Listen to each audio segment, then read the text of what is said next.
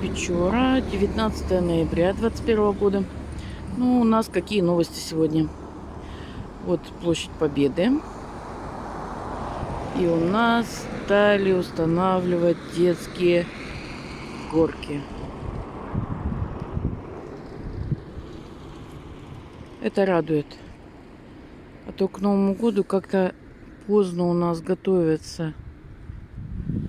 Не успевает создаться праздничное настроение.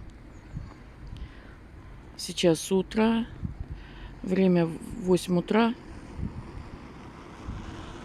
У нас еще только светает. Вот так уже горочки ставят. Может, и елочки скоро поставят.